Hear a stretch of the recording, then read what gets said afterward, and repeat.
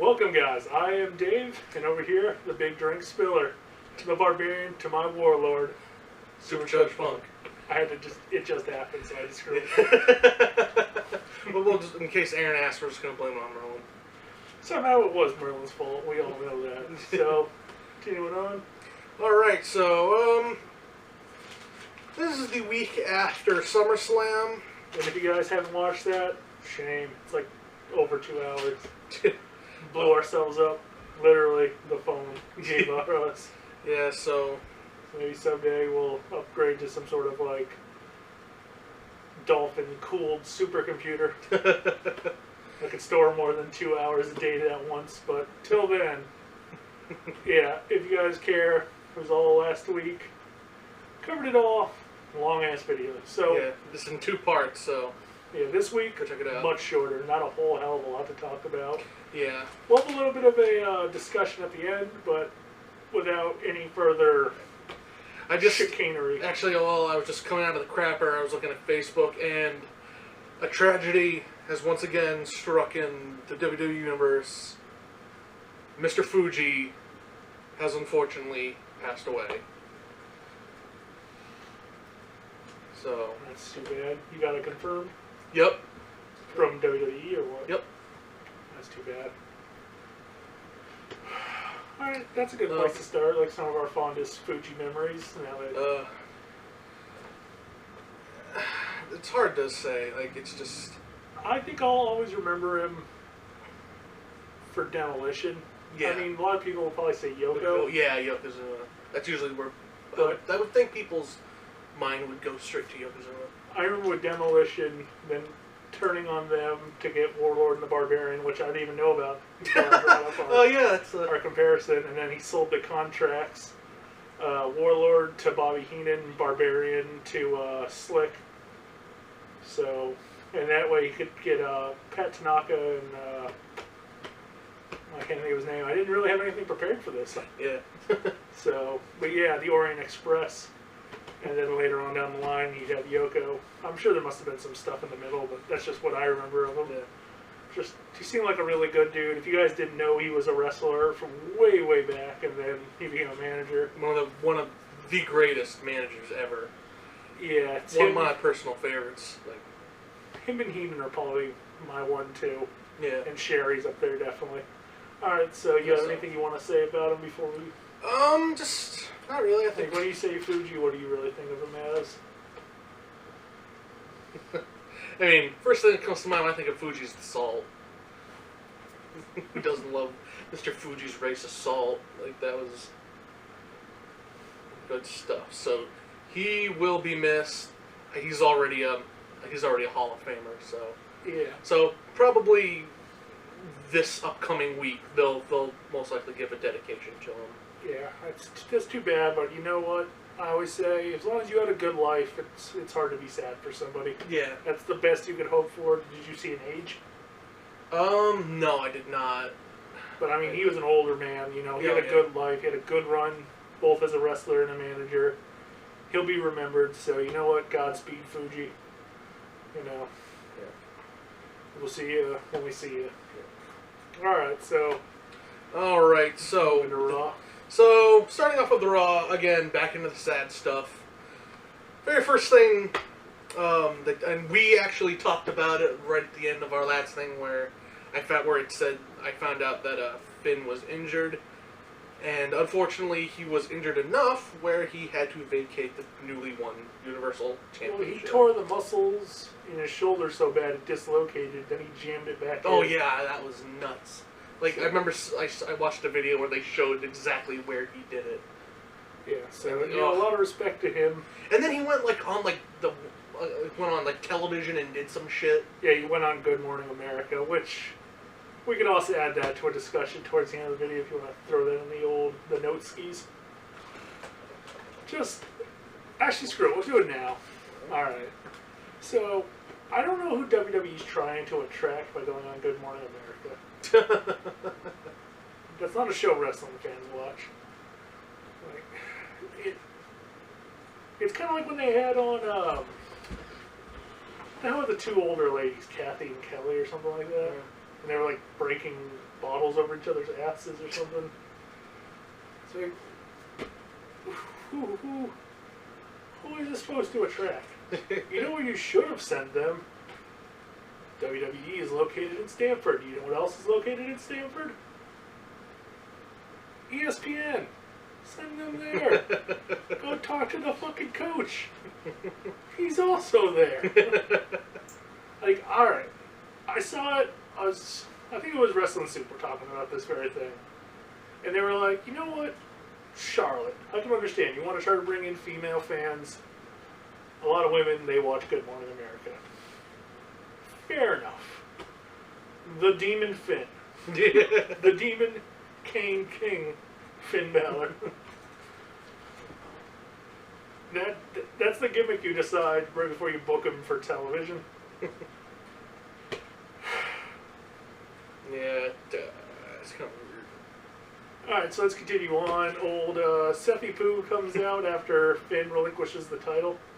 And I want to take another pause for the cause, because I want to discuss another thing. Did you see the Mick Foley's, I think it was Facebook, might have been Twitter, where he was complaining about the fans, complaining about the belt? Yeah. Make a better belt. If you're going to sell as a replica, you can't be like, your opinion on the belt doesn't matter. No, fuck you. You're trying to sell this to me. Like, this looks bad. Period. Yeah, like, it... Just the... Like, the red part is just ugly, and then the fact that it looks exactly the same as the other belts makes it even saw worse. The women's belt, too, later on. And so... And then there's a rumor that they're going to take the current U.S. title and turn it into the IC belt. Effectively, like it had the same design as the IC belt. Okay. With a bright orange strap.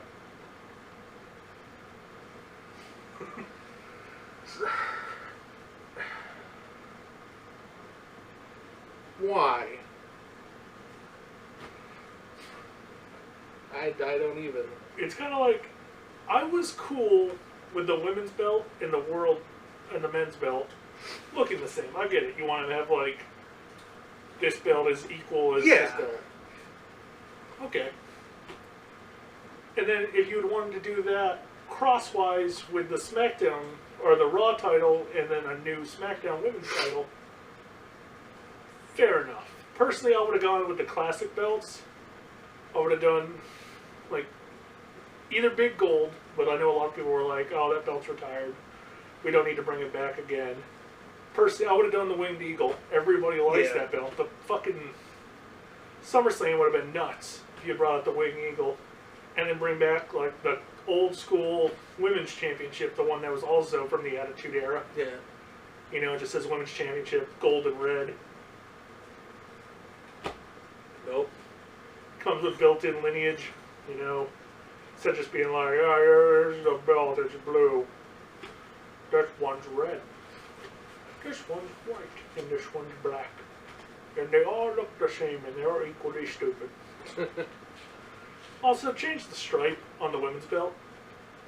I'm not a graphic artist by any means, but even I'm like, the background and the front detail should not be the same fucking color. No, they should not. Whoever decided that should be immediately fired. Even if it's Vince, just fire him. Like, that's stupid. You're stupid in that, what you do. Make the stripe black. You know, fix the whole look of the women's belt. Alrighty, poo. Now back to fucking Finn Balor comes down. He's all like, smiles. I'm so happy. Me arm fell out, but I popped it back on like a Lego man. But I've got to retire my belt and go get better. Laters. Which is pretty much what he said, and it was weird that he was smiling. Yeah. Like he's so damn happy to not wrestle anymore. Nothing says I love wrestling like, oh, I gotta leave. Bye! So alright, so he leaves. He's walking up the aisle.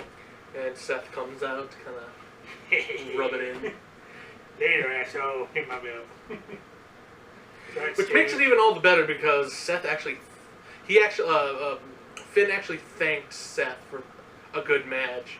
And Seth comes like, hey, guess who's the new champ now, apparently, you know? Alright, so I mentioned a discussion we're going to have later. Fuck it, we're having it now. Alright, so goddamn old man Bret Hart, who, I actually like a lot. Not as a person, he seems like an asshole. But as like a wrestler, I like Bret Hart. But he's like, Seth's dangerous and he needs to change his style. Like, no. You know what's dangerous? Wrestling fucking 30 matches in a week. You know, he's like, oh, he's dangerous, that's why he blew out his knee. Like, what crazy dangerous thing did he do? He fell forward, and he, like, Bret's like, I've never hurt anybody. Congratulations on never hurting anybody in a headlock takedown. Congratulations. Show me the fucking clip of Bret Hart doing a throwing powerbomb. Save you some time, you're not going to find it. Show me Bret Hart doing a Phoenix Splash. Again, I'll save you some time, you're not going to find it. Like, Bret Hart's style is... If Miz used a Bret Hart style, people would shit on Miz more than they are now. Like, Miz uses more moves than fucking Bret. Like, I'm sorry. You can't compare 94 Bret Hart to 2016 wrestlers. Like, I was talking to all these people online, and they just could not take the nostalgic glasses off. And they're like, oh, it would totally get over. Oh, please, tell me the guy right now on the indies whose big move is a chin lock. They're like, that's gonna come fucking give you my money. Come see your chin lock. You can't. There's nobody who wrestles like Bret that makes any money right now. Like, you can be like, oh, Zack Sabre Jr., everybody likes him. No. No, he does. First and foremost. Compared to the top of WWE, he's not going to draw. I like him. I like that style. People are not going to sit there and pay for that. They're not going to be like, oh. Like, if you want to watch that style, go watch UFC. The reason a lot of wrestling fans don't watch UFC, and vice versa, is they don't like that. They don't want to see a grounded, rolling around, fighting for an ankle. Like, I see a lot of people that are like, oh, WWE needs to get back to working a body part. No, the fans don't want to see that anymore. Like, even the false finish is getting overused so much that people didn't care. I was actually talking about this during SummerSlam. There were so many false finishes that the crowd just didn't even react to because they already knew it's a false finish going into it. It's so obvious. Like, Cena gets a finisher. And it's like, oh, what? The crowd didn't react. I wonder why. Like, because he always kicks out of the first finisher. You can't beat him with one, so it doesn't matter anymore. Like, that's my issue. Is not Seth Rollins is dangerous. It's, is professional wrestling getting to a point where the entertainment value is so far and gone from actual pro wrestling where it's now just a stunt show? Like, without an element of danger, would a lot of people want to come and watch wrestling? Would you want to watch Jeff Hardy if he didn't jump off a ladder? Would Edge have become a big star as he was if he didn't do that spear off a ladder? And that's why the Attitude Era brought so many people in. Why do you think the Dudleys are getting shit on so much? They stopped using tables, nobody cares to see them go until those guys were retiring, and then they're like, oh, you're the best tag team ever, but you were booing them 3 weeks ago. You were like, oh, why the hell are they on the pre-show? I'd rather see a younger team. And then they go, and it's like, oh, best ever. I love you. It's like, right now, it's just... It's becoming a stunt show where you need an element of danger. And I'll agree that throw, powerbomb, whatever the hell you want to call it, maybe we should just kind of ban blind bump moves that... later on the night we would talk about it, but I was just going to bring it up now. Johnny Gargano's long dart thing. Those moves are just super dangerous. There's no real reason to have them in there. I mean, for all the stupid shit WWE bans, to have those kind of moves in there, like, that could easily hurt you a lot more than a pile driver from somebody like Kevin Owens, who's been doing them for 15 years. You know. So I agree with getting rid of those. They really need to work on the planchas. Yeah. Like, everybody's using top rope dives and jumping over the rope dives and suicide dives. That's what took Bryan out. I don't know if you guys really know that, because they kind of never really addressed it. If you guys remember, Daniel Bryan had a match with Randy Orton. And he took a suicide dive, and Orton kind of got out of the way, but he also hit Daniel's arm as he tried to catch himself. So Daniel went head first into the barrier, tweaked something in his neck, and he's never been right since then. That's effectively what took him out of wrestling. Like, there's a time for these kind of moves, sure. Not every single freaking... Like, that's why they took the belt off Sasha, effectively. Because they told her to kind of cool it down on the... Well, no, she asked for time off. She did? Oh. Yeah. She asked for 30 days to heal off old injuries, but a lot of people just assume it's because she wanted to take a honeymoon. Okay. But supposedly she had real injuries, which seems really stupid because they just put the belt on her. Yeah. I think you would have asked her, like, oh, are you alright? You ready to carry the load? But I guess at the same time, it's not like she could be like, oh, no, you know, I'll wait. Because they'd be like, oh, fuck this bitch. Never going to put the title on her. So, I don't know. But it's a style thing. To be like, oh, Seth's dangerous because he hurt Sting. There's a reason you don't see fucking 60-year-old wrestlers out there. It's hard on your body when you're 30.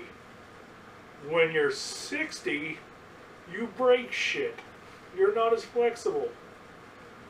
Like, just period. And John Cena straight up admitted it was his fault for getting his nose busted.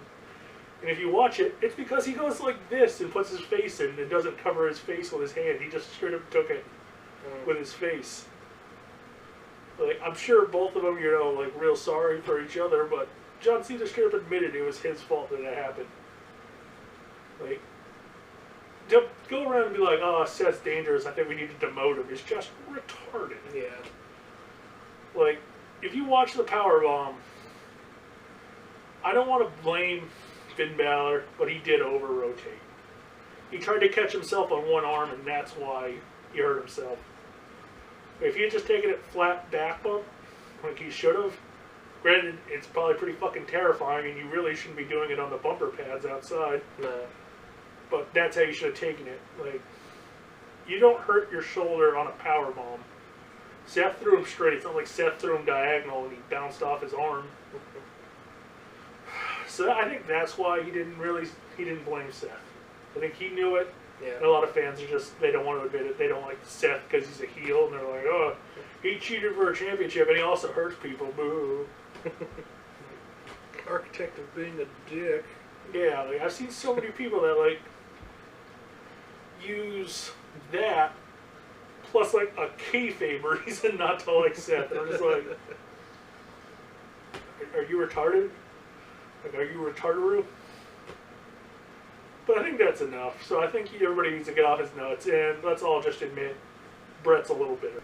Alright, so let's continue on. So Seth was out there. He thought he would just be handed the title. And I guess that's another, like, little place we can kind of go off into another thing. I personally don't have an issue with it. Would you have an issue knowing Seth is the one that injured Finn with him picking up the title? No, I wouldn't. I know a lot of people, Tony didn't have an issue with it, but his partner Kevin Castle did, and then they talked about it on Wrestling Soup and both Mission Numbers. Those are the guys I watch. I didn't see Solo Monster yet, so I don't know what his opinion is. But that's most of their opinions, other than Don Tony that I've seen, were kind of like, that's a little kind of nasty taste in your mouth, was the way they put it. Yeah. I really don't have an issue. I don't see it as Seth's fault. No. It's not like he, like, went out there and threw a dirty powerbomb to injure him. He's like, ha ha ha, you're going to get me the title back. Like, chop blocked him at the knee or something. Or, like, he went straight up Brock Lesnar and dropped an elbow on his head. So, alright, so then it was... In order, Sami Zayn... Alright, let's just kind of talk about them one at a time. Okay. Do you see an argument for Sami being a #1 contender? He's lost to Seth, what, 3 times now? Yeah, they need to give him, they need to do something with Sami. Like, there's a lot of, people like him, they keep putting him up against guys like Seth, but then they keep letting him lose. He's a guy that could really benefit from King of the Ring, I feel. Oh, yeah. Like, if he had a night where he had to put in, 4 matches or whatever in one night, like, I know, a 16 men who haven't been world champion, yeah, Seth, as your champion on commentary, just being a dick. Then you got, like, your standard 1-2 commentary. Fuck it. If it's King of the Ring, bring in JR for one night. And then you got JR, Michael, Seth doing color. That's your King of the Ring one night only tournament, making it a WWE Network exclusive. And then you have Sammy win everything. That's how you can build him up, make him a legitimate contender. You make a lot of guys look really good in a one night tournament. They get fucking 5 hours. I don't give a shit. I'll watch a tournament. I don't want to watch fucking 6 hours of dumb shit on SummerSlam. Yeah. But you make a tournament with rules and you set it up and it's a one night only kind of thing. Yeah. Fuck yeah, I'll sit down and watch it. Yeah, it makes Sammy look good. And just like looking at the lineup of people, Sammy just like he's not gonna go anywhere. He's just like he's kind of a top mid guy now, so he's one of those nice little filler guys you can throw in there. I see him the same spot as Cesaro. Yeah. Like Cesaro, Shamo, Neville kind of. Like it seems like that's where they're trying to push Neville to, but they haven't really given them that like one-on-one match to really give him the shot. Like it seems like those four are your like top of your upper card, bottom of it though. Yeah. And then like slightly above that would be like where Reigns, Jericho, Owens, Rusev, like those kind of guys are. Everybody else that was pretty much then it's like in these Seth, and like I don't see anybody who's really on Seth's level right now. Like he beat Roman clean, and I get like the argument that Roman was dominating most of the match, but it's like who has clean victories over Seth right now? Cena, Finn. I think those two guys are really like the only guys who have like legit clean victories over Dean. I think at some point. Yeah, probably. But it's like those three guys, but two of them are on SmackDown and one's injured. So right now Seth's kind of alone at the top of the card. Alright, so after Sammy came Chris Jericho. And finish your point. I was gonna say, and you need someone like Chris Jericho in this. Yeah, like, he adds legitimacy. Yeah, like you kind of know he's not gonna win it all, but for the people who you need someone to boo against, and he's that perfect kind of guy. Yeah, he felt like somebody they could have used to put a new guy over. Yeah. But instead, we'll see what they do with him. So, all right. And then I can totally see Jericho in it. I guess, like you had said, and I kind of also said, legitimacy. So continuing on with that. Next after him was his best friend in the whole wide world, Kevin Owens. Butt buddy. The Bert and Ernie of Monday Night Raw. Monday Night Raw, if you will. I can see it. He's won most of his matches. When it comes to big feuds, he's on a winning streak pretty much. Yeah. He can lose a match here and there, but when it comes to like the big ones, he's been winning pretty well. He's got the winning record over Sammy. I can see his argument to be put into it. I mean, he's fought against John Cena. He's a lot of upper card guys. So, yeah, he's again one of those. Plus, he's just good on the mic. Like him and Jericho are just a delight to watch, in my personal opinion. Yeah, I see him having a quick enough wit where if you wanted to put somebody out there on, the Colbert late night, whatever the fuck his show's called, or Kimmel. Oh, excuse me. Any of those kind of things, like I could see him doing it. Then after him came Big Cass and Enzo for some reason. Was Enzo in the tournament? I No. must have just skipped over his match. No. So Big Cass is like, I would very much like to be in the running for the Universal Championship, if you please. But like, he just lost on Sunday. But hey, As the Hurricane would say, what's up with that? So yeah, it's kind of weird to see him come out there and be like, oh, I might have lost, but I deserve this match, because I am large. I'm 7 foot tall. That entitles me to things.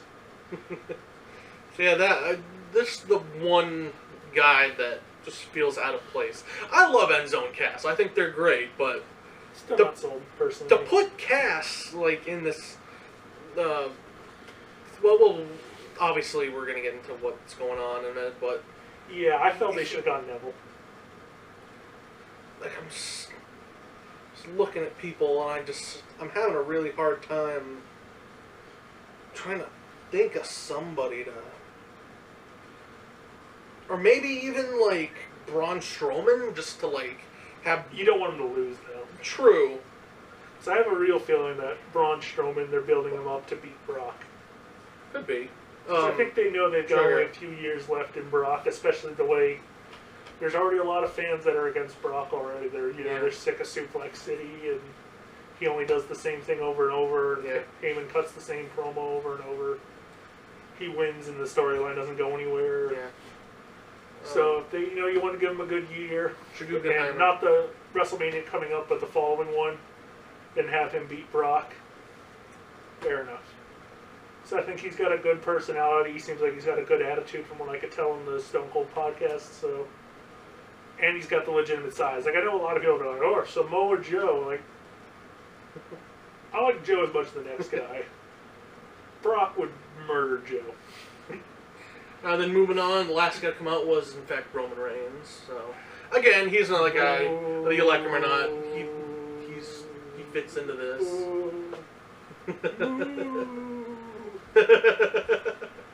Yeah, fuck him. So Roman have a claim, but my boy Ruru doesn't. I guess I wouldn't want Ruru to lose. He should have had all the claims. Shouty McFucking-loud promo. Like, he would, like... yeah, I'm sorry, like, I think he was the only guy that showed up. Yeah, Rufus was the only guy that was put into these matches that didn't, like, show up to rant. Yeah. So, it was then decided by General Manager McFoley that there would be a little tournament to decide who would become the new Universal Champion, which that match should take place next. Oh yeah, I remember the match now. Never mind. Yes, Rusev was in it, and he wasn't out there for promos, but we'll get to it, I guess. We'll get to the match. Alright, so the first match immediately following that was Sami Zayn versus Seth Rollins. Which was fair enough, a good enough match, but do you think it was a little tasteless to do a injury thing with their champion literally just had to relinquish their title for injury? Yeah, like... just a little fucking... little tasteless. Yeah. So I know a lot of people were like, oh, was he actually injured? It's like, it seems like he's alright. Yeah, he definitely was not injured. So it's like, it was a little...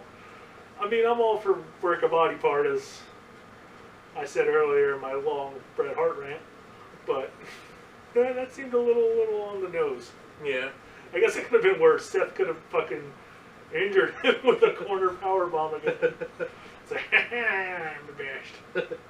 Alright, so Seth picks up that victory, and then immediately we get Kevin Owens versus... Oh, Neville was the other guy. Yeah, I felt like Neville should have taken Big Cass's promo spot, but I guess at the same time, I don't know how Neville's promos are, and I can't imagine they're great. Yeah. No Shamo or Cesaro, though, which is a little... I guess they're stuck in their fucking best of 38. So, yeah. It was a decent match, you know. I liked it a little bit more than the Seth Rollins Sami Zayn match. Made Neville look really strong. Yeah, absolutely. So, that was cool to see Neville kind of getting booked strong. I mean, there's been that rumor going around for a while. They want him to be like the face of the Cruiserweight belt, like when they first get it, and then use him to kind of add credibility to everybody else around him. So, this definitely made him look strong. Kevin needed a little bit of assistance. Yeah. He didn't use his finisher to win, which was kind of cool. Yeah. He used like a spin-out neck breaker. It was pretty cool looking. Yeah. I don't know if they're going to get away from his pop-up powerbomb, maybe. Just because, like, there's been a few times where it's a little dodgy. Yeah. I don't know. Did Seth do his corner powerbomb in that match? I don't think so. So maybe it's just going to be a thing. They're like, hey, you can do a normal powerbomb, but these other ones, these variants. I can't remember. I don't think he did. Alright, so anyways, Kevin Owens wins. Then we had the promo. The promo from the New Day being a whole year's worth of being the champions. So they had a little pinata, the Budios. I so don't give a shit about the New Day right now. Like, I don't even know what tag teams are on Raw right now. It's them, the Club, the Retired, because I don't believe it's real, Dudleys, the fucking Puerto Ricans. Is that it? Is there any other tag teams? Golden Truth. Enzo and Cass. Oh, yeah. And then Bo and Axel, if they're going to put them back together, which I've kind of heard. Yeah. Well, I mean, they got nothing else going on. I would like them to go by their shoot names. Or some variant on them. Like Axel Henning and fucking Bo Rotunda. And just be like, hey, we're fucking legitimate athletes. And WWE was like, oh, you gotta get over, so we can't have these characters, and you assholes don't care about them. So you know what? Screw that. You know, be shoot athletes. Wear like varsity club jackets, because that's what Bo's dad was in. Mr. Perfect could have easily fit into that gimmick too, of like varsity football player and assholes, just sportsman kind of guys. Just let them be like mean and old school. And hell, I don't know what the hell IRS is up to, but last time I saw him, he's looking pretty good. There's a manager right there. If IRS managed them, because neither one's a particularly great talker. IRS was always solid. He could be like a wrestling coach for a gimmick. There you go. God damn it, WWE, you're bringing it back. Made you great again. Fuck you, Derek Young. Darren Young. Whatever your goddamn name is. It's a big old slice of fuck you for stealing my gimmick. Alright, so, and then the Club came out, said this was stupid, blah, blah, blah. Then there was a match with Big E versus Carl Anderson. This was kind of I'm assuming this was supposed to be like a revenge match for Big E type of thing, he won. Alright, I gotta talk about this. There's a reason, generally speaking, you want the heels to have the number advantage.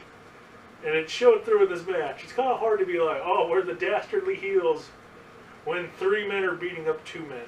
And you're like, oh, we're great guys, and we're the tag team champs, so why can't 2 men beat all 3 of us? We're the greatest. It's like, yeah. And it worked fine when they were heels, but now that they're faces, it's kind of... Yeah, like they need to move Xavier maybe to commentary or something. Get him away from the matches. Or find a 3rd man for the Club. It's just, it's not working right now. No. It's like... Alright, let's continue on. Alright, so then we had the big Titus O'Neil promo. Jesus fucking Christ. This... Like, Titus is generally an alright talker. But this was like... How the fuck did they air this? You think this was like near Kalisto bad? Like, I was waiting for him to just be like, I'm gonna do my lucha thing. Fuck. God damn it. Just walk off of the set. Like, I don't even know what the fuck he was saying. He's just like, I was the primetime players and you weren't. I'm better than you and you are not great again. Yeah. Player. Millions of dollars and you suck. So then Titus came out Titus was out there cutting his shit promo, and then Bob Backlund's like, I'm old and dumb. And then he picked a fight with Titus. And then Titus beat him up, and then we're all supposed to feel bad because, like, oh, Titus is a real mean guy for beating up that old man who attacked him. Like, but Bob came out to attack him. It wasn't the other way around. And then Darren Young didn't get his heat at all. Who booked this? Kick that guy in the nuts. It's Vince, kick him in the nuts twice. Like that was bad. Bad.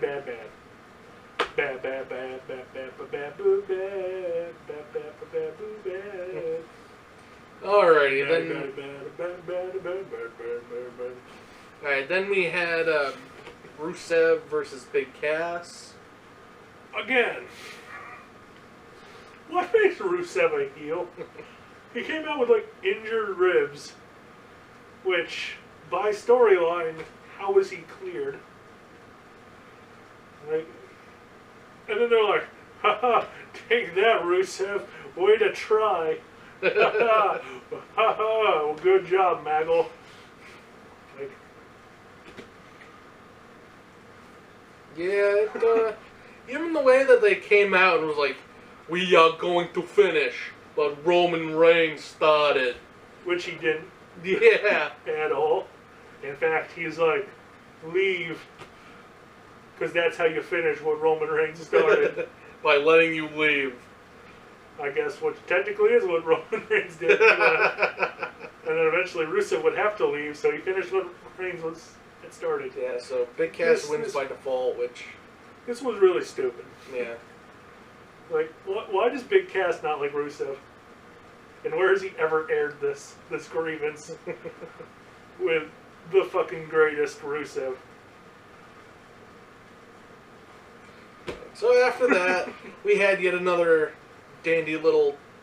I want to go back. This is like an issue, and like OSW brought it up like a couple years ago when they had the Cena Rusev thing. You can't have the gimmick of pro-America unless you have it all the time. So it's just fucking stupid. You're like, hey, I love America because New York is like America, man. And Rusev doesn't like most Americans, other than his wife, I guess. So, you know, fight me, injured man. I'm 7 foot tall. And I'm going to finish what another man started, because that's tough and manly. I look for men that have already been injured, and I fight them, because I'm 7 feet tall.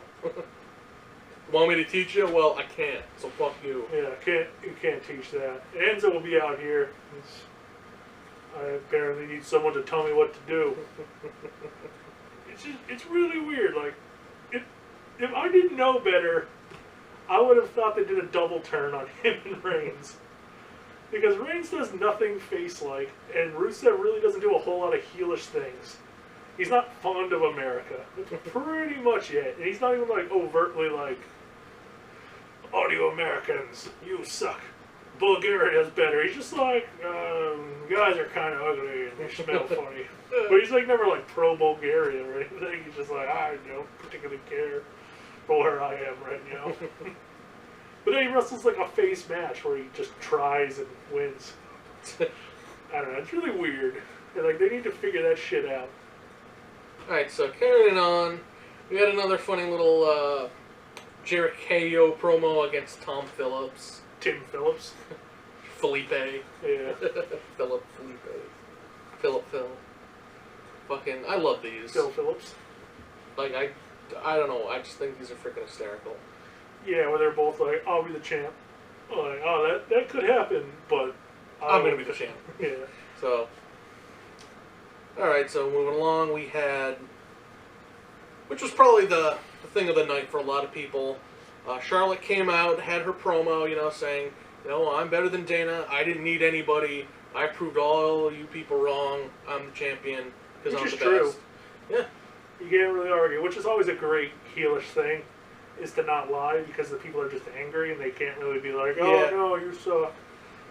And so Mick Foley came out, kind of interrupted her to introduce the newest member of the women's division on Monday Night Raw, which is Bayley. So I have to talk about this.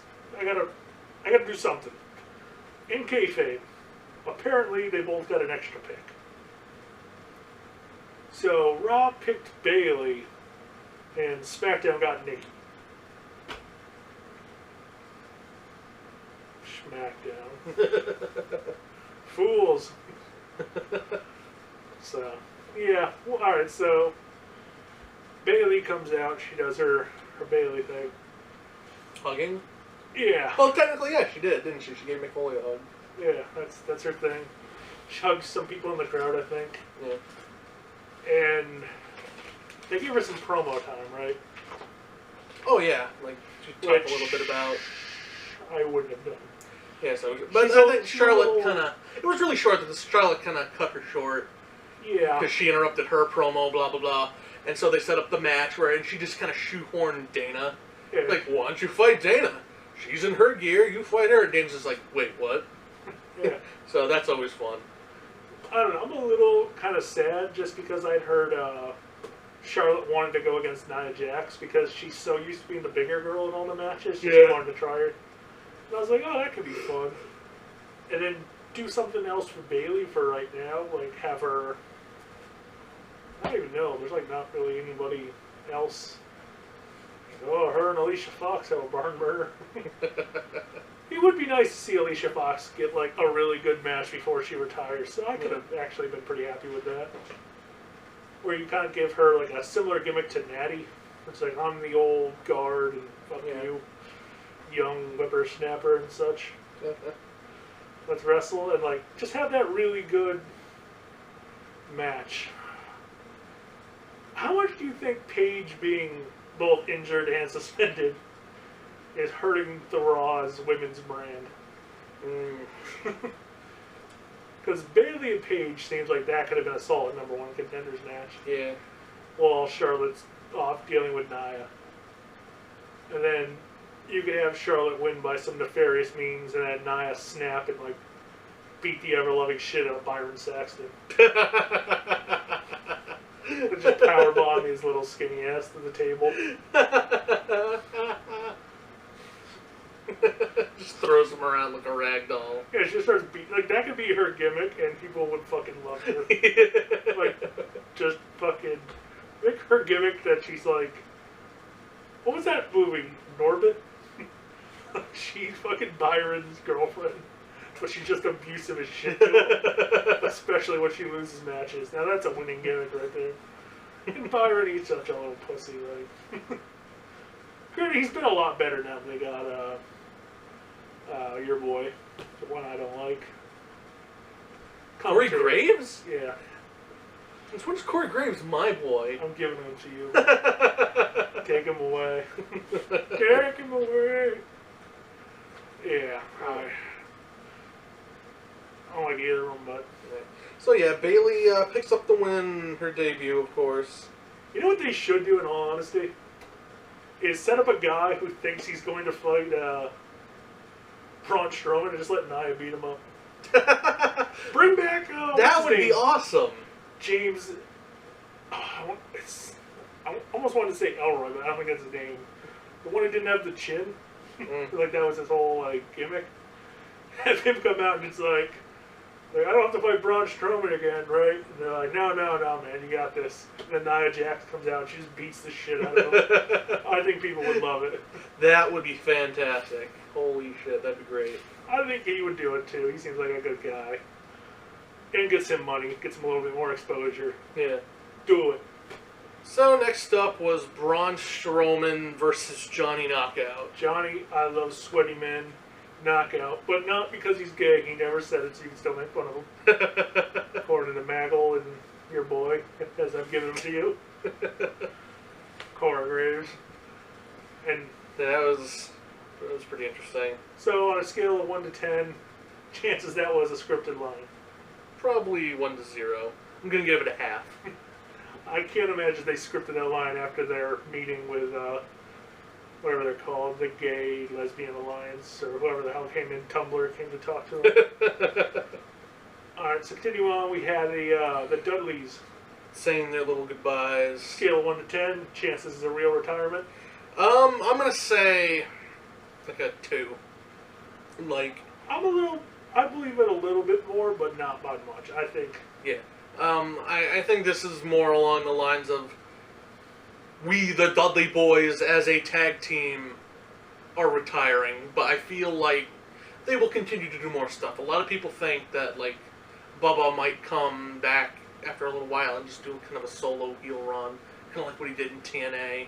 There was a lot of talk about Devon doing a lot of... He wants to do some more training. Yeah, well, Devon's already... He wants to train more people, I should say. Devon's already retired before this, and he pretty much only came back because of when Bubba was in the Rumble. Yeah. On the Rumble. So I assume they're probably going to go do some time. Maybe we'll see a singles run out of Bubba. I don't know. Either way, I wouldn't be surprised. But I got a feeling you might see them do some NXT stuff here and there. Yeah. And I think that they're probably going to end up as trainers down there. Yeah, I could see that. Especially if the rumors about Shawn Michaels, that Solo Monster had put out, are true, and Shawn's going to be your finishing coach. I could see the Dudleys down there to do the same thing for tags. Yeah, that'd be pretty cool. So yeah, the Shining Stars come out and be like, "Hey, you guys are retiring. You should go to Puerto Rico. The Shining Stars Caribbean. Our food's good. Our beaches are good. Our women, Not so much. yeah, our women are horrible. But our food and drinks are great." Oh, the beaches. Love the beaches. And the Dudleys are like, "No, beat him up, Devon." And they beat him up. Then the club came out. Yeah, like, I'm not really sure how I feel about this. Like, It's kind of an old school tradition that you always want to go out in your shield. Like, literally every time Jericho kind of takes his time off, it ends up something like that. yeah. Eric Bischoff, famously, when he got written off of television, they threw him in the back of a dumpster. Or a garbage truck, actually, and then drove him away. So, like, there's some pretty good ones.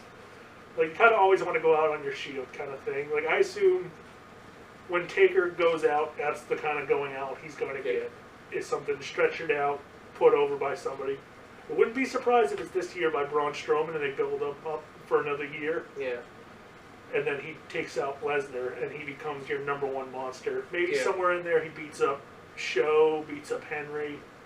All these kind of big old guys that are looking to retire here in the next couple years. Like Show said, I don't think it's this Mania, but I think it's the next one he wants to retire.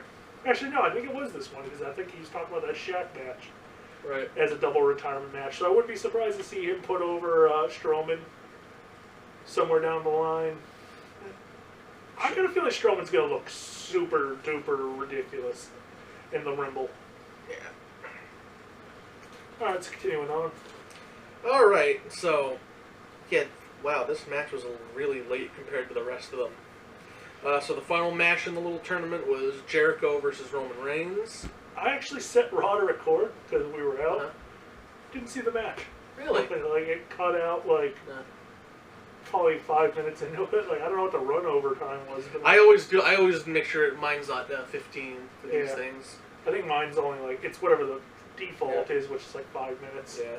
But yeah, I was like, holy shit, this match must have been It wasn't too bad, you know. I assume Roman won. Oh yeah, absolutely. Like, Roman Reigns is getting better. Not by much. See, I don't think he's a bad wrestler, but they book him. Oh no, not into at the all. Stupidness. But let me rephrase it. They are doing a better job making Roman Reigns look better overall. Because beforehand, his matches were just garbage. Well, the one thing I heard about this match is he goes to the corner like 3 different times in the match because all of his moves come out of the corner. Maybe somebody should kind of fix that shit a little bit. In that most of his big moves need a setup. The drive-by drop kick on the outside, they need to be set up. He has to run around the whole ring. The spear, he has to go all the way across. Which, granted, most spears, they kind of do that. But the fact that all of his moves, Superman punch, again, something he usually goes back, sets up with his little ground pound Superman pose kind of thing, and then jumps into it. He needs a couple little, space things, so these moves don't feel like everything he does needs a setup. Yeah. But they also need to work on the whole Cena booking they've been putting him on, where he sells for most of the match, but then he just stops selling and wins. Yeah, it's the number one way to make me hate somebody. And it's almost, we get to SmackDown to talk about it. There's a certain Alpha Squad that is officially off my enjoying list. Because they've been kind of doing this a little too much. And ready to move on to SmackDown? Yeah. Alright, let's continue on. Alright, so we had this little thing at the beginning, AJ bragging to the locker room. And by the locker room, I mean, what was it? The Lone Wolf Baron Corbin and his good buddy, apparently, Eric Rowan. Still wearing the mask. Because apparently he got kicked out, which, to be fair, in that they have really nothing but hide and rape going on right now for Baron Corbin, so they just dropped their name. And they put Corbin and Rowan together as a tag team. I could dig it. Yeah, I mean, neither of them really got anything going on. 2 big guys. They like a lot of beat-down offense. Especially if they wanted to put them together until Harper gets back and he beats them up and he's like, hey, brother, brother, brother, remember what we were doing? And he's like, Yeah. fuck yeah. And they just beat up the lone wolf Baron Corbin. Like, that gives you a nice little space filler. Gives you a couple of nice big guys for American Alpha. Yeah. Who I will have a rant on later.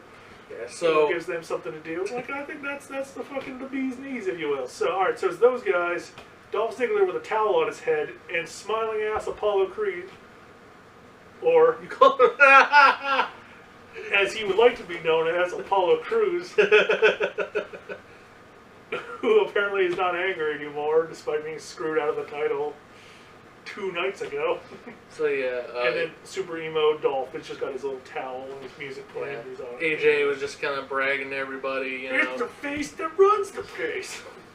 Which he's not face, so he's the heel that runs the spiel. Runs this deal. Sure, why not? Because that sounds better than mine. Yeah, it's a little less, you can spell it on the t-shirt. How do you spell spiel? S. Q. You know, one of those like weird Arabic letters. Yeah, can I get some of them Icelandic things? They got like runes. So yeah. He comes in and then he runs the deal. He kind of fucks around with Dolph, and Dolph just fucking sacks in the face, and that's kind of like the running deal. Every time they need something to kick up the show a little bit more, Dolph and AJ punch each other for a while. So then they go right to the belt ceremony, right? Yep.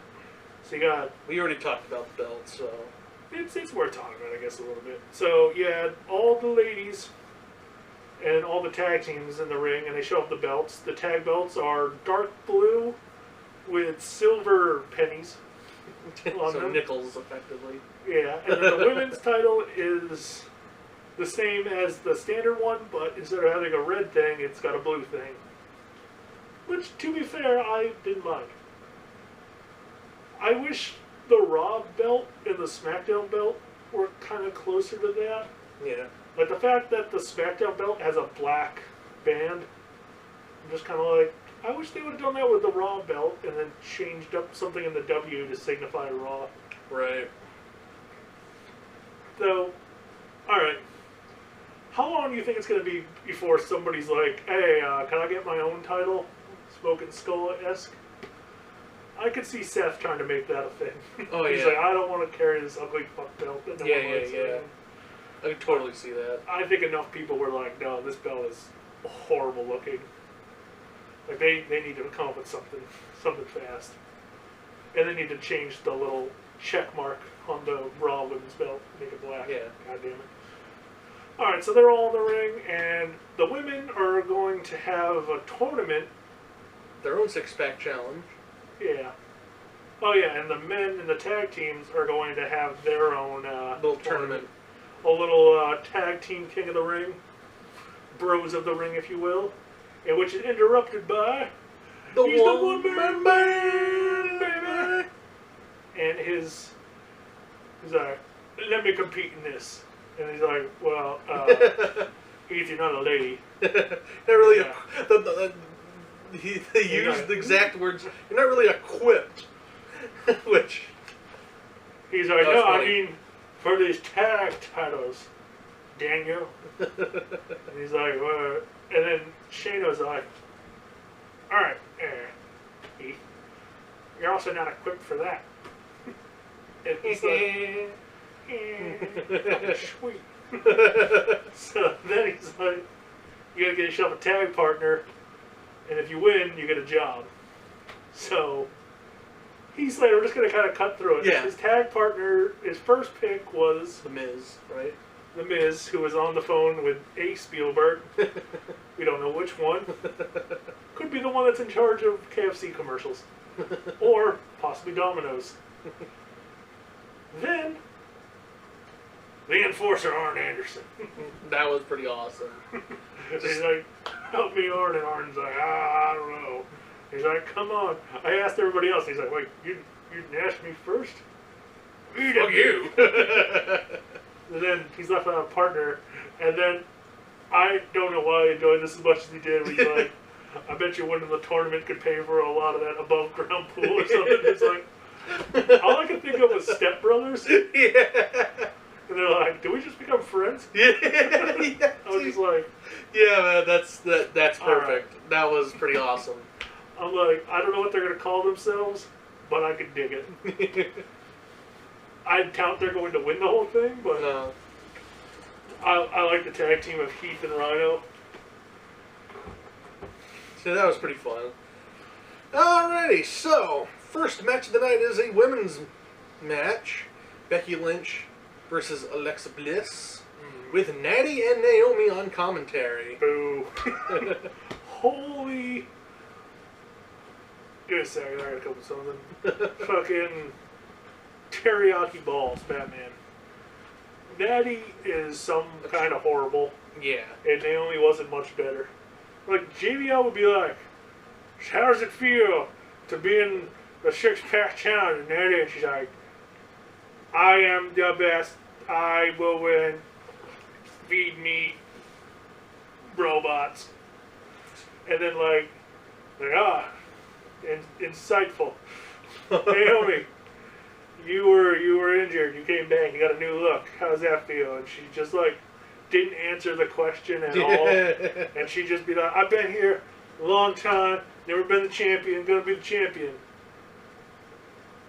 I don't even know how to describe what they were doing, but it was brutal on my ears so bad I couldn't pay attention to the match. Exactly. I was about to say, you were so focused on the random shit they were saying. I wanted to I hate JBL, and to have two people that are actually worse than JBL made me want to take my television and frisbee it to the window. I just holy. Which sucks because this wasn't a bad match at all, but I don't even know. I have no fucking clue. And I love these two girls, Becky Lynch and Alexa Bliss. You were so bad I couldn't even enjoy Alexa Bliss's butt. How? How did you do that? How did you ruin this for me? I don't even know, the camera would just kind of go back to commentary and they're just like, "Sugar, sit down. What are you doing?" You got an answer for Nikki Bella's rack attack? And they're just like, "I've been here a long time and I got new shoes." Thank you. I was just like, I think I'm gonna go drink fucking motor oil. Alright, so, I think I literally just left my TV running and just walked outside. I'm just like, what is God? I think I can die now. Alright, so Becky Lynch picks up the win. Did she? Yeah, she did. Did you rewind it? Figure it out? No, I was sort of watching it. I had no idea what the fuck was happening that entire match because they kept going back to them and they're like, Pretty sure you've been Becky using a lot Lynch of won. submissions. That's who I have listed here as the winner. And by listed, I mean I underlined the name of all my winners of these matches. What would your bitter ass uncle Brett say if you won the women's title? She's like, I'm a good wrestler. I am a robot. Beep boop beep. All right.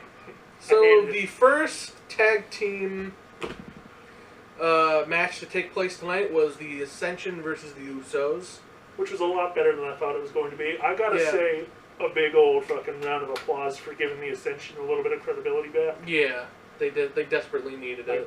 They took it to the Usos early, and it was really just a mistake that got the Usos the victory. Yeah. So, they made the Ascension look good. Usos went over, because at first I was like, oh, I hate this match, and fuck the Usos, and all this, negative fucking smart talk in my head, and then I was like, this is a good-ass match. I know the Usos are going to win, because they definitely want to have American Alpha Usos, because they've got the fucking bluest balls on SmackDown. They need to bust that fucking load as soon as possible. We have WrestleMania? Fuck that. I need to come now. So, you know what? Even after all that, I was just kind of like, you know what? Cool shit. Alright, so next up, we had an AJ promo. Just talking about, he's the heel that runs this deal. Does it just bug anybody else that his name is AJ, and they also had old AJ Lee? Yeah. So every time I hear somebody say AJ, I always think AJ Lee. Yeah. I mean, granted, I'm happy he got to keep his name, but they should. I don't know. I don't know what the fuck AJ stands for. For all I know, it's even worse. Abilene Gene, Arthur Jenkins styles. But and then obviously Dolph Ziggler comes out, and then they set up a match for later in the night for who's going to it with Brian, right? Yeah. Stop. Stop! You're not ruining my Oh show! yes, he had the horrible fucking promo. He's like, if you win, AJ, you're in the match, and Dolph, if you win, it's a triple threat. Yeah, so I know, either right? way, he's got a title match, which was really fucking stupid because spoiler alerts, Dolph loses. You could have literally just been like, AJ, if you win, you're in. Dolph, if you win, you're in. Doesn't matter. He's gotta lose. Yeah, so anybody who heard that pretty much knew what was going to happen, which sucked. Well, it was just like the way they put it. It was like, AJ, you have to win in order to get in, but either way, you're in. So, Yeah. AJ, if you win, you're in. AJ, if you lose, you're also in. No matter what. Yeah, so I gotta say though, there was a sign that I thought was particularly funny. Harambe? No, well, Harambe. I mentioned this to Aaron. There was Harambe. There was a Harambe sign both nights. Yeah, I thought that was awesome. But there was a sign that said Cena is an okay guy. That is probably the greatest thing I think I've ever seen in my life. It's not like I don't think it's as good as Roman is a wank pheasant. No, you're right. That one is better.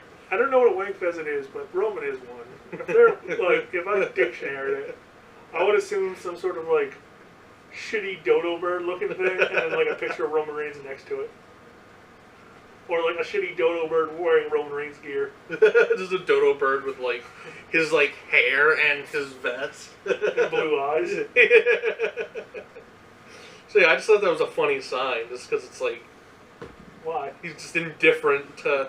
Hey, he's probably not a fan, but like he's tired of people shitting on him. Or, I don't know. I assume we just put it there for the lulz. Yeah. So yeah, that was a good one. It's like, why is that your sign? So next up is pretty interesting. There was supposed to be Carmella versus Nikki Bella. All right. Now, so, you want to go off first, or you yeah, want to go off?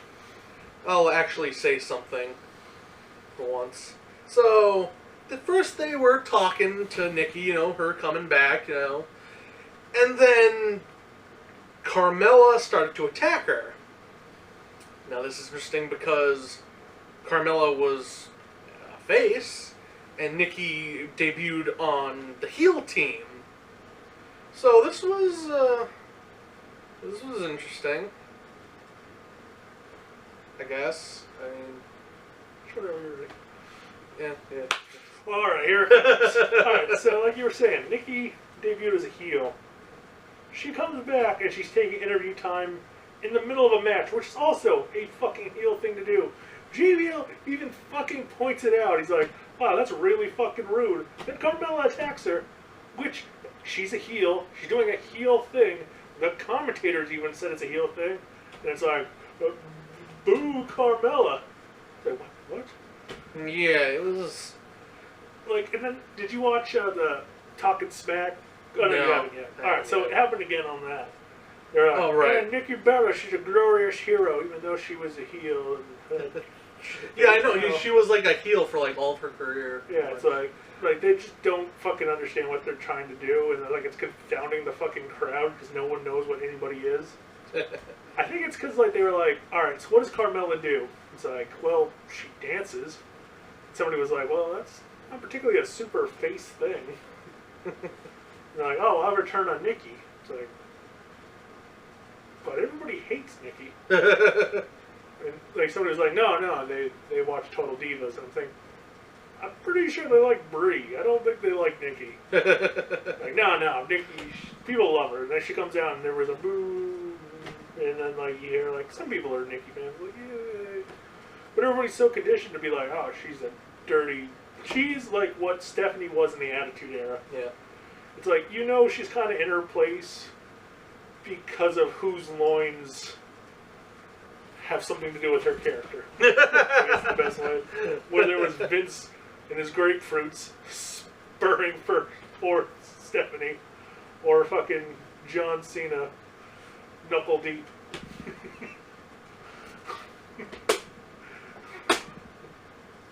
So, you know, a lot of people are just like,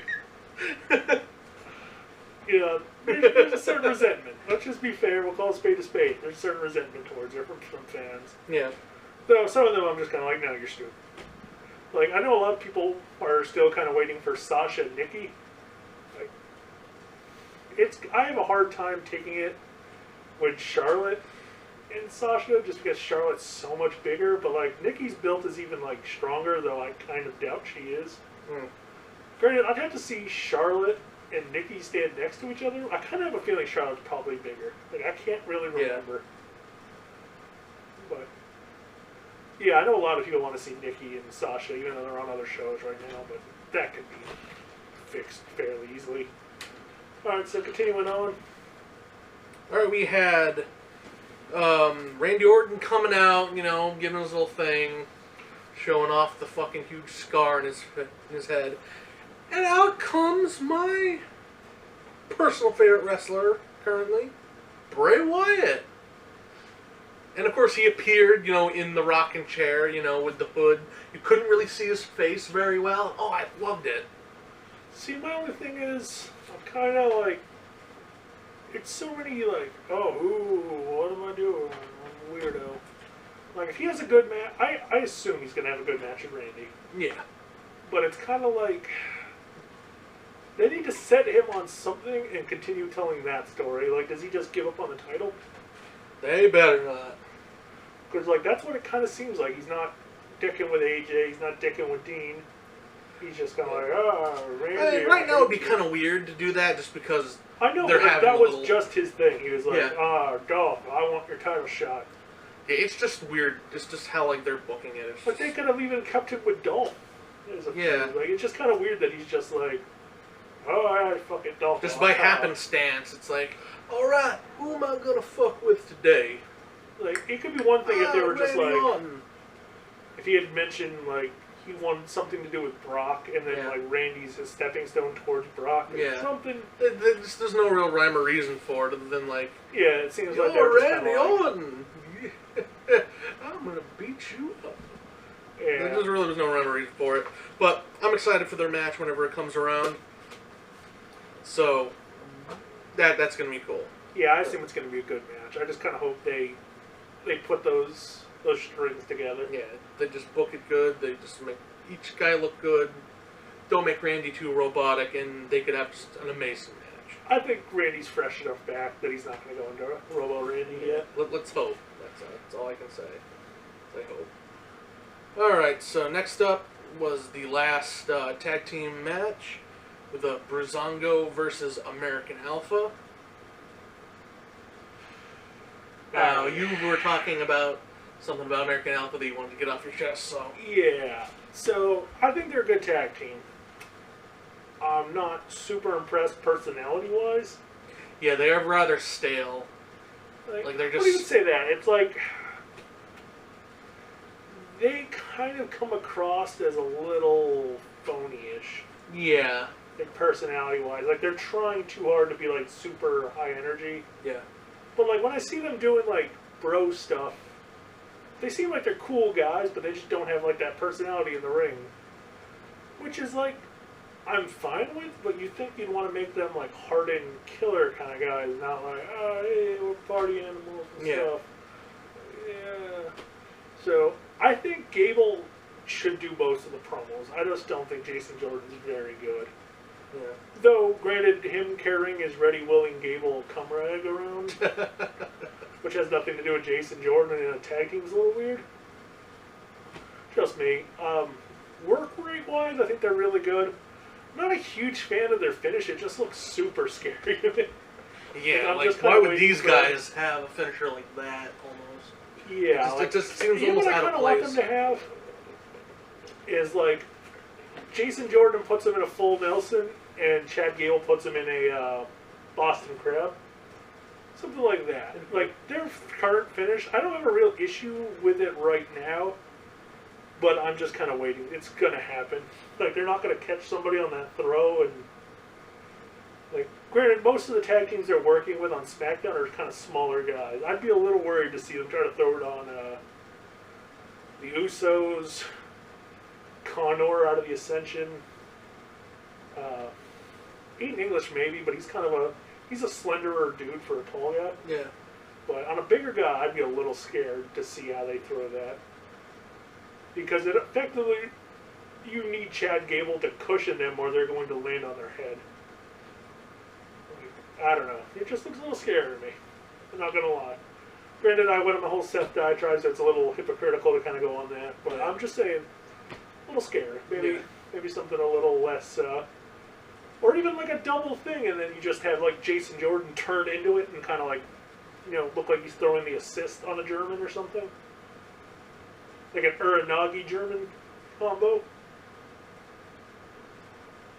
Or even both of them, like a double backdrop, but only Gable holds on and bridges, and like Jordan does something. I don't know. It just throwing him up in the air and the other guy catching him just looks a little fucking squirrely.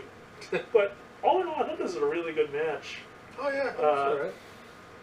I'm glad they're giving Fandango a lot of love. Tyler Breeze looking really strong in these kind of matches.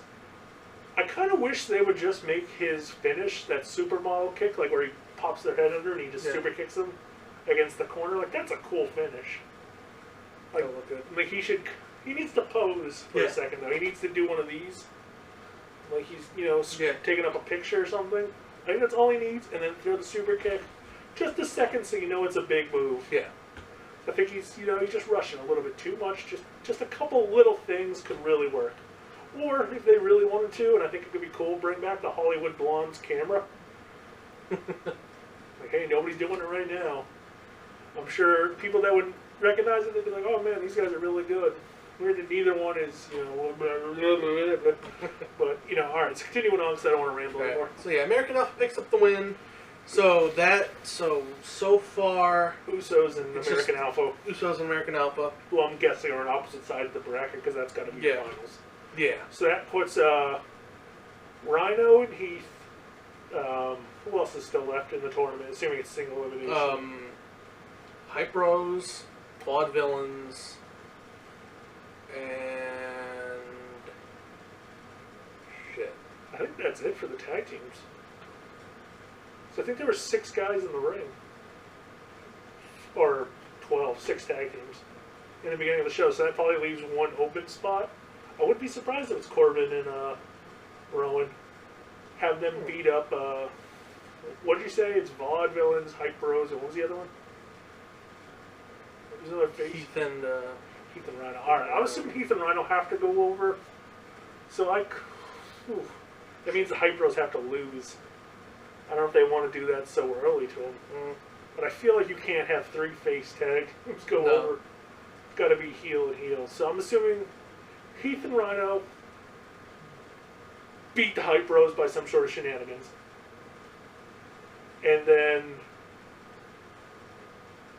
Vaudevillains go over the tag team of whatever. I'm assuming it's Corbin and Rowan.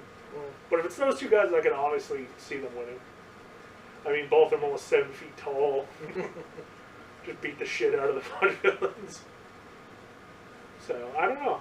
I assume they're going to have some other ones. I'd be kind of butthurt if it's an enhancement tag team to have like Heath and Rhino beat them and then have the Vaudevillains go over the Hype Bros or something. It could happen, but I don't know. I'll take that as long as it's not like an NXT call-up for one night and they beat the fucking Revival. Yeah. I would jump through my television. Like either I would enter into the television or I would double fist punch the wall behind my television trying to jump through it. I would lose my fucking mind in anger. Could see TM6-1 though coming up for one night to lose. Somebody like that. So we'll see. Who knows what they got in store. So. Let's kind of fly through some SmackDown because we've been kind of... I said this is going to be a shorter video and we've been going long. Yeah. So you got a lot of stuff to talk about, a lot of ranting to do that needs to be talked about. Alright, so the last match of the night was Dolph Ziggler versus AJ Styles. As we said before, it was for whoever is going to fight Dean at Backlash. And of course, Dean was on commentary. They were in This was almost Natty and Naomi Bath, though. Yeah. And Dean was just brutal on commentary. Like, it must have been, somebody must have just fucking reamed him or something before he went out there. Because he was just like, yeah. Oh, yeah, Dolph's good. And AJ, he's also good. Yeah, I like being the champ. Champ is good. Wouldn't want to take a clothesline like that. Oh, he's doing the jumping thing. I wouldn't do the jumping thing. Like, don't you do a suicide diving? No. Yeah. Oh my god, it was like, I almost wanted to mute it to enjoy it, because this is one of my dream matches. Back when, like, I was big into TNA, and I was like, who would I want to see? And granted, the dream match is Bobby Roode and Dolph. I think they'll have a fucking amazing match if they end up having it. But this was definitely one of them. And I just could not enjoy it because you had JBR, hey champ, what do you think of this guy? And he's just like, it's good, I guess. He's a winning. Being apathetic as fuck. Yeah, like he just, Jesus fucking Christ, like, can someone care?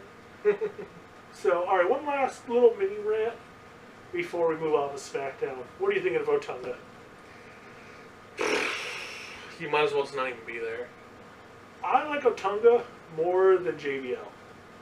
And it doesn't seem to be the popular opinion around, but I just gotta say. I mean, he does a better job, but he's just so bland. I heard a lot of people say that. Like, he just kind of has a monotone voice. Yeah, that's exactly what I don't know, it just doesn't bother me as much as, like, metal! See, I can so right now I'm kind of indifferent. Like, it's just like, remember when I was the champ, and I was doing the Colonel Dr. Pep, and Ron was like, and we're just like, shut the fuck up, JBL, you're ruining the match. John Cena, 15-time champ, tell me about it, champ. It's like, Jesus, shut the fuck up for 5 seconds. Like Marvin was like, you see that? That's a Ushigatayi. Yeah, on a metal. I saw John Cena hit that back in 1942. He was wrestling George Hammersmith. I was like, shut the ever-loving fuck up, JBL. Shut up, you fucking dick. Shut up, you're ruining this. Alright. I'll take Otunga. So, alright, let's moving right along. through all the NXT, which this is. So yeah, this was very, very skippable. Not that these matches were bad or anything. It's just who the fuck cares. All right, so I got to talk about it because they keep doing this. The pay-per-view recap NXT. My fucking.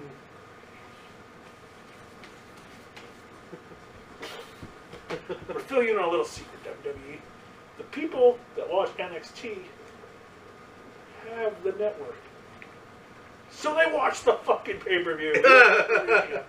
Like, or I could watch it. Fuck that. I'll just watch the recap.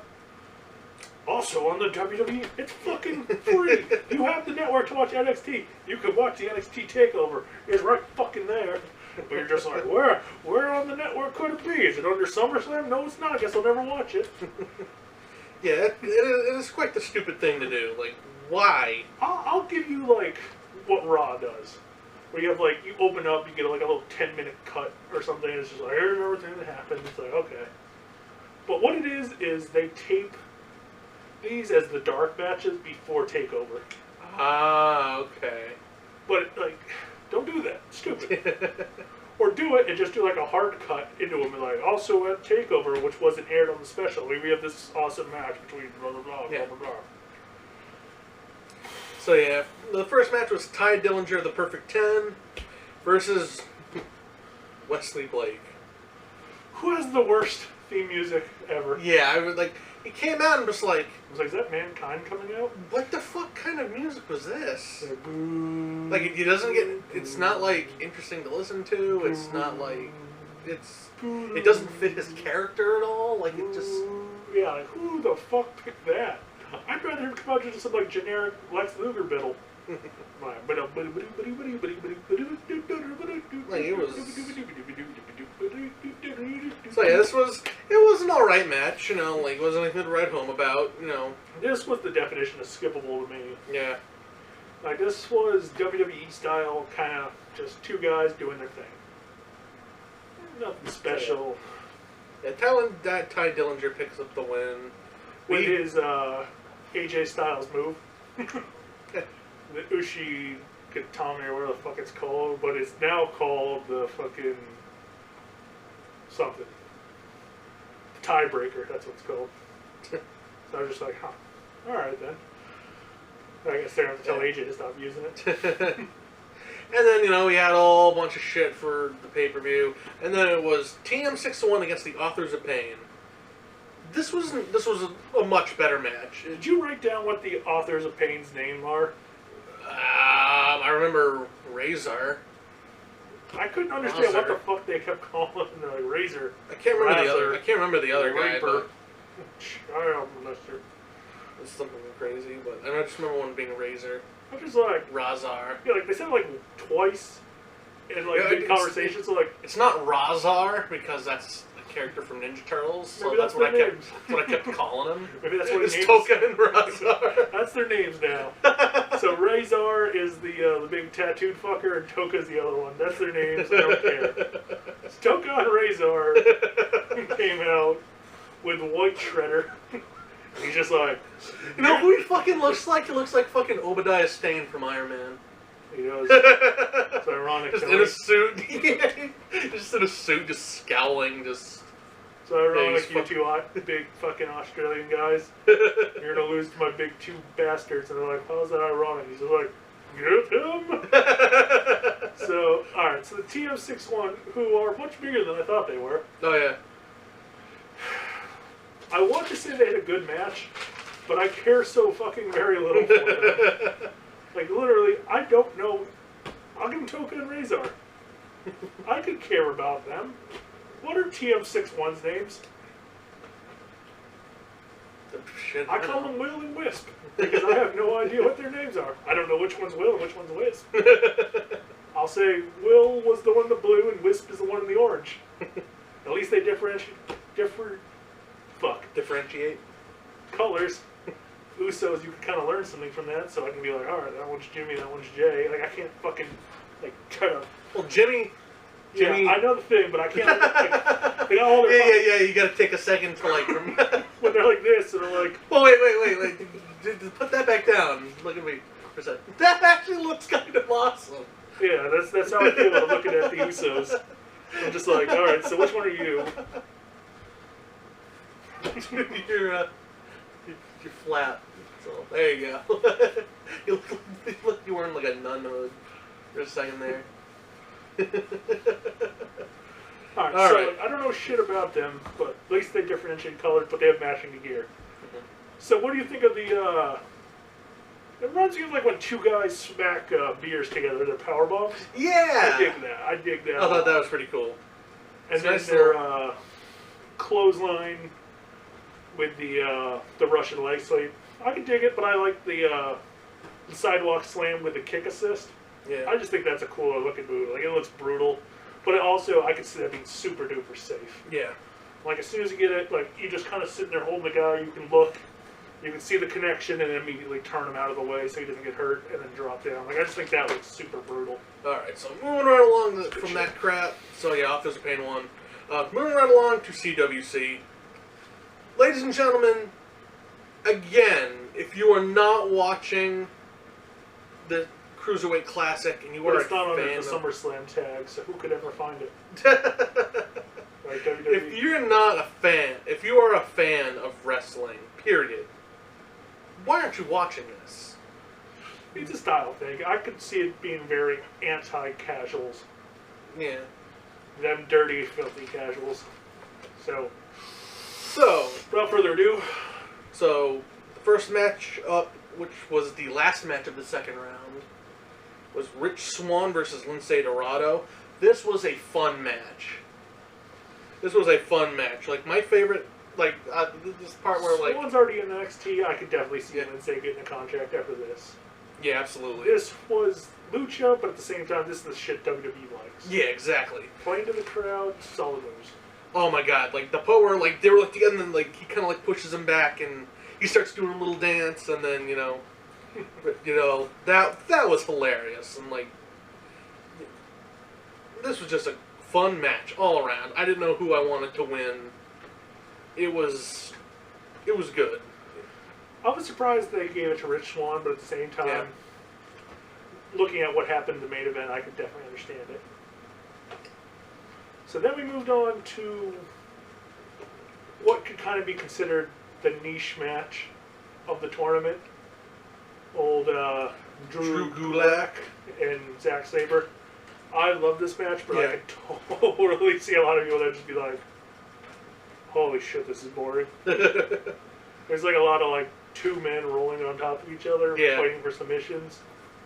Gulak looks awesome. Like he looks like small Rusev to me. Yeah.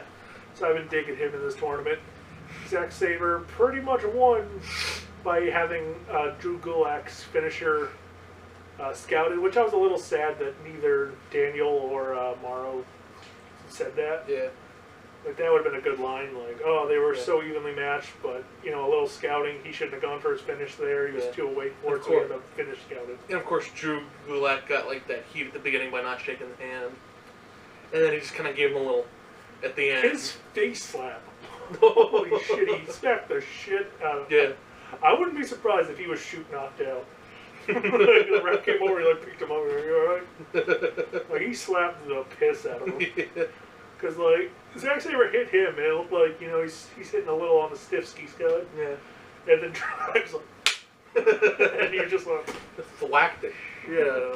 So that was really good. I would love to see them wrestle again somewhere down the line, but I could totally see it not drawing it down.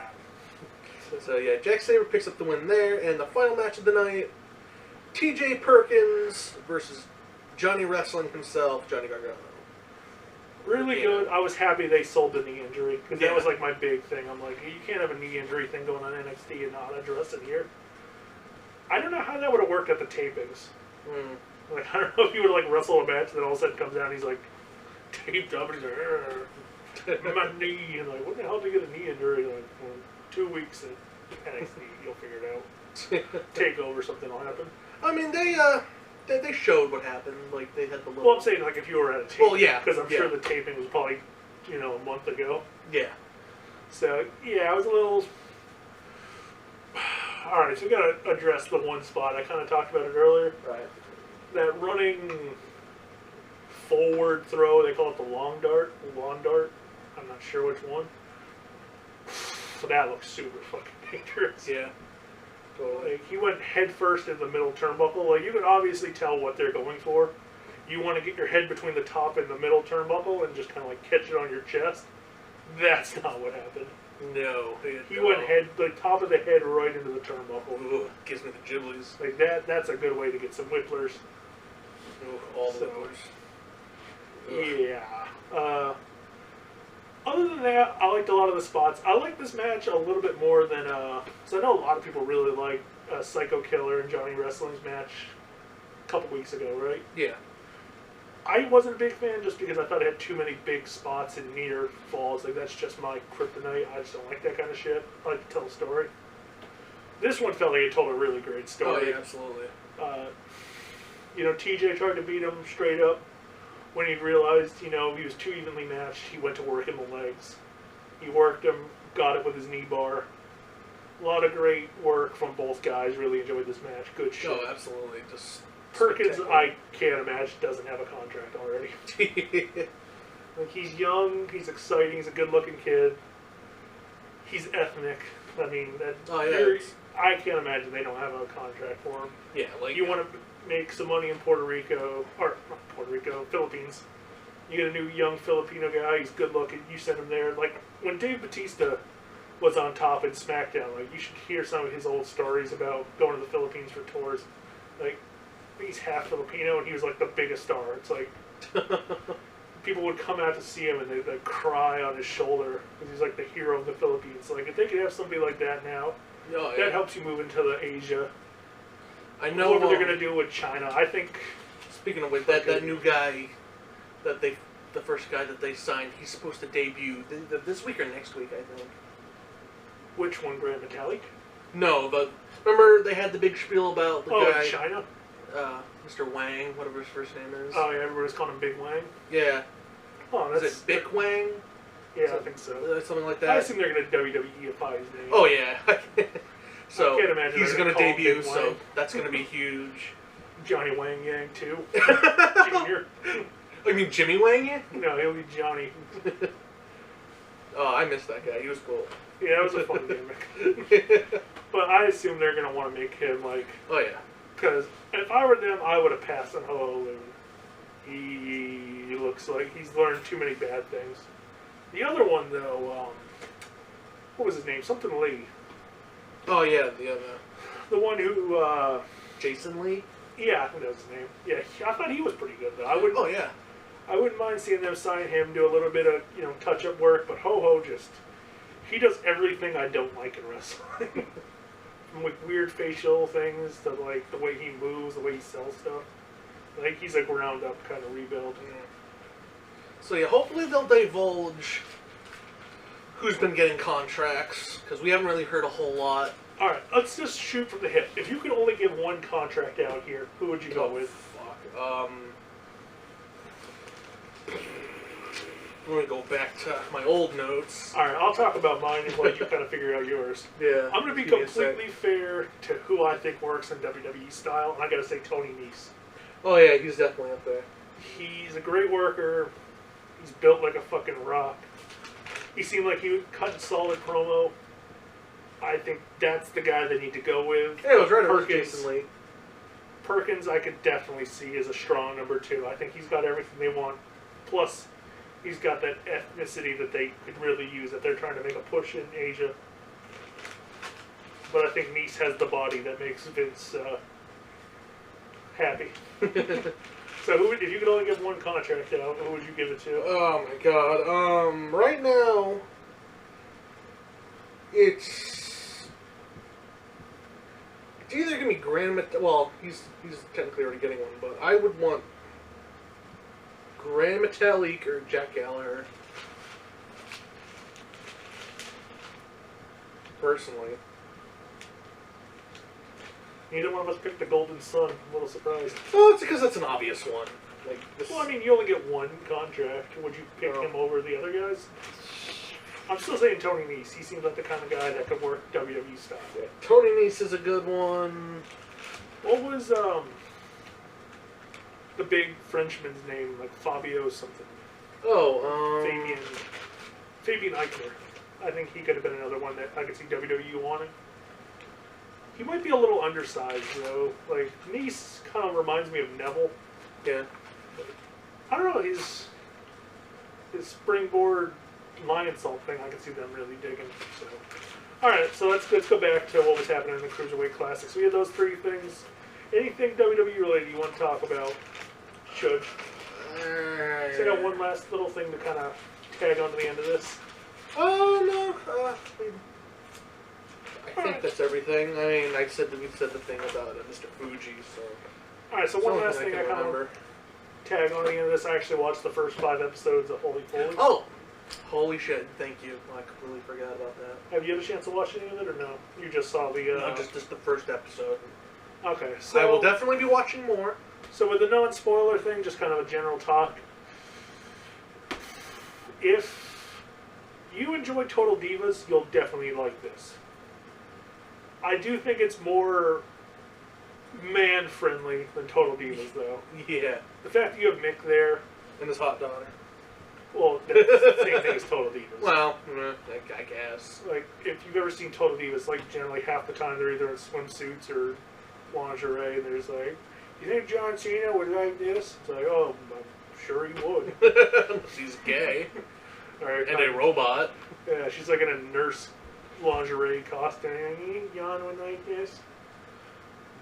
Like, or TJ when he's walking his, like, I don't give a shit about that gimmick. That was amazing. It's like walking around in her underwear, and he's just like, I gotta watch this Cesaro match. Everybody was just like, TJ, you fucking animal, you.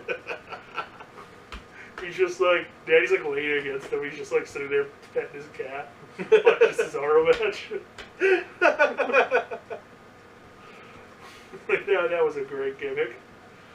So, yeah, if you're into the Total Divas crowd, I can see you liking it. If you're a big Mick Foley fan, I can also see you liking it.